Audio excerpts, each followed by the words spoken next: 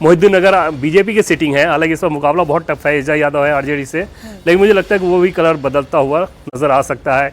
Vibhutipur same colour रहेगा, कुशेश्वर स्थान same colour रहेगा, हायाघाट सेम कलर रहेगा, समस्तीपुर सीट है, कल्याणपुर में वहाँ पे जेडीयू के जो मंत्री है महेश्वर हजारी वो चुनाव लड़ रहे हैं, वहाँ पे वो सेम कलर रह सकता है। वाइस नगर में कमजोर स्थिति थी एनडीए के लिहाज से, वहाँ पे सीपीआई-एमएल अच्छा करती नजर आ रही है। बछवाड़ा की सीट आगे मैं देख रही हूँ, ये फ्रेंडली फाइट वाली एक कोई सीट थी ना जिसपे लेफ्ट और कांग्रेस के प्रत्याशी आमने सामने और थे। वहां पर मुझे लगता है कि ये कलर ठीक रहेगा। चेरिया बरियारपुर बदल सकता है, साहबपुर कमाल सेम रहेगा, मटिहानी का कलर बदलता हुआ नजर आपको आ सकता है। बखरी सीपीआई बरकरार रह सकती है। मतलब बेगूसराय की अगर बात करें तो चेरिया बरियारपुर और बखरी ये दो सीटें ऐसी है जहां पर महागठबंधन बहुत अच्छी स्थिति में नजर आ रहा था, बाकी जगह पर एनडीए ठीक नजर आ रहा था। लेकिन अभी आप देखें तो अभी तो वहां पे 1 2 3 4 सीट पे महागठबंधन नजर आ रहा है। हाँ। ये तस्वीर बदलती हुई नजर आ सकती है, हालांकि पिछली बार का आंकड़ा ऐसा ही रहा था। 4 आरजेडी महागठबंधन नजर आ रहा है और 3 पर हमें अभी बीजेपी नजर आ रही है, यहाँ में एनडीए नजर आ रहा है। जैसे बेगूसराय, तेघड़ा, बछवाड़ा इसमें तो कहीं कोई दिक्कत थी नहीं, लेकिन मुझे लगता है कि बखरी और चेरिया साहेबपुर कमाल इन दोनों को अगर छोड़ दें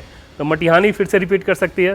पिछली बार सिटिंग था एलजेपी के पास, इस बार फिर से मटिहानी बीजेपी रिपीट कर सकती है। हालांकि अभी आरजेडी यहाँ पे आगे नजर आ रही है, चेरिया बरियारपुर भी चेंज होती नजर आ सकती है। ठीक है, इधर मुंगेर की बात करें, बड़ी चर्चा लखीसराय की होगी, लेकिन अभी शुरुआती रुझान तो बता रहे हैं कि कोई दिक्कत नहीं है यहाँ पर डिप्टी सीएम को। हाँ, उनके लिए बहुत चैन की बात होगी। जैसे कि हम लोग बार बार बात कर रहे हैं कि न सिर्फ वो महागठबंधन से लड़ रहे हैं बल्कि अपनी पार्टी के भीतर भी लड़ रहे हैं, और सीट भी कोई बहुत अच्छी सीट नहीं है। मतलब कास्ट कंपोजिशन के हिसाब से अगर बात करें तो एनडीए के लिहाज से कोई बहुत अच्छी सीट नहीं कही जाती है। तो टफ सीट में अगर पार्टी के भीतर बड़े नेता, पार्टी के भीतर नहीं गठबंधन के भीतर, कहा यह जाता है कि ललन सिंह और उनमें कोई बहुत अच्छा इक्वेशन नहीं है। हालांकि उन लोगों ने एक बार बयान दिया था ललन सिंह ने कि हम तीनों एक ही हैं, कोई ऐसी बात नहीं है, लेकिन वो एक टफ सीट है। मोकामा बहुचर्चित सीट, अनंत सिंह के जेल में जाने का बड़ा फायदा उनको मिल रहा है।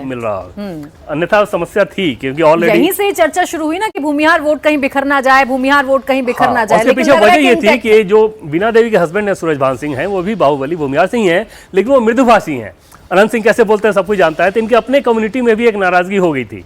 लेकिन दूसरी चीज ये थी कि अति पिछड़ा वोट में सेंधमारी कर रहे थे। ओवरऑल आंकड़ा, ओवरऑल पिक्चर देख लीजिए, 149 पर एनडीए आगे और महागठबंधन 87 सीट पर सिर्फ आगे चल रही है। और अगर ऐसा होता है तो बड़ी जीत है ये एनडीए के लिए। लेकिन राजनीतिक शास्त्र और चुनाव शास्त्र के हिसाब से अगर देखें प्राची, तो इस पर सरप्राइज नहीं होना चाहिए। अगर इस तरह के आंकड़े आ गए तो ये नहीं सोचना चाहिए कि ऐसा कैसे हो गया।